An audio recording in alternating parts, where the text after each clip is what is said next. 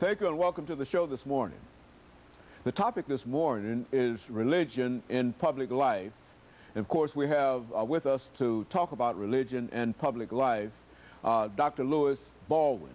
Dr. DrLBaldwin is in the Department of Religious Studies at Vanderbilt University. And of course, Dr. Baldwin, let me welcome you to the show this morning. It's always a pleasure. Thank you. And of course, Dr. Baldwin, to talk about the role of religion in public life, I think is to simply talk about a very, very important topic today, because if there's anything that is important in American public life today, it certainly has to do with war and religions and other things. And so let's have you to not only talk about that, but let's start off by having you to give us some information about your background, your education, and some of the other things that were important in your life. And at the same time, Dr. Baldwin, remembering that you've been with us at least 15 times prior to this, but there might be somebody who might not know Dr. Lewis V. Baldwin. That's so let's talk about it from that perspective. perspective. Well, I grew up in a little town called Camden, Alabama, the Black Belt, Wilcox County.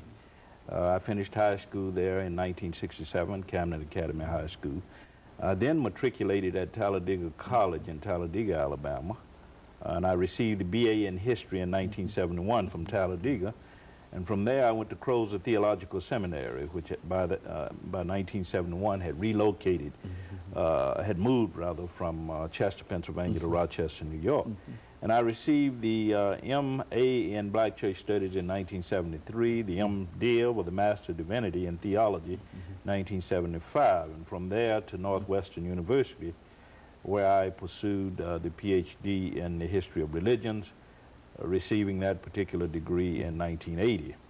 And I have deep roots in the church, and much of my life has been devoted to teaching, as you well know, and also scholarship on the church and the role of the church in public life, which is the topic that we are dealing with today. Very good. And of course, Dr. Baldwin, let's look at the role of the church in public life.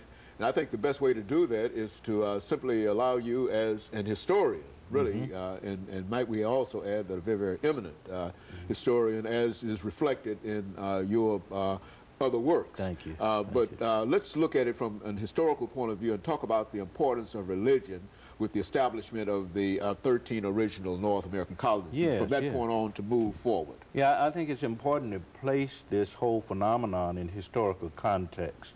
When the Puritans came to this country in the 1600s, they were very interested in establishing what we call holy commonwealths. That is, to establish societies based on the Bible, scriptural proclamations as they saw it. But as time passed, there were those who felt that there should be a separation between religion and politics, between religion and government, religion and the state. So the founding fathers in the 1700s, the late 1700s, of course, wrote into the Constitution the principle of voluntarism, which of course separates church and state. But there were always those who felt that church and the state should be coextensive, that they should be extensions of each other. So that kind of debate occurred very early in our history between those who felt that society should be established on the basis of Scripture, and those who felt that religion is something that should be relegated to the private or the personal sphere, and that it should have nothing to do with public life. As it turned out, and I think this was quite wise on the part of our founding fathers, was to establish this principle of separation of church and state, so that the government would not have a role in coercing people to embrace a particular religion, that government support for religion would be rejected. So we're dealing with that same issue now. It's been a historic phenomenon, as I said. Today we're talking about, we're debating, a lot of us, the role of religion in the public arena. Should religion have a role in public life, or is it something that's private, or should be relegated to the private sphere? Very good. And of course, Dr. Baldwin, what we'd like to do, and we're going to take a break within the next 45 seconds.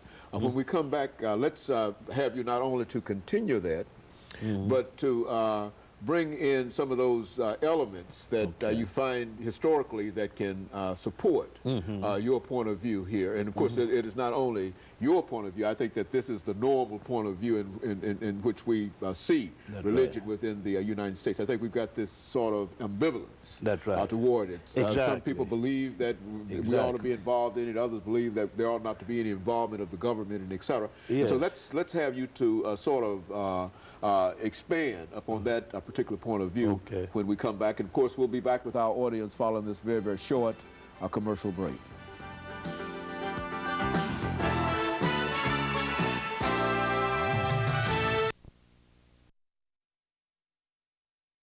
The topic is the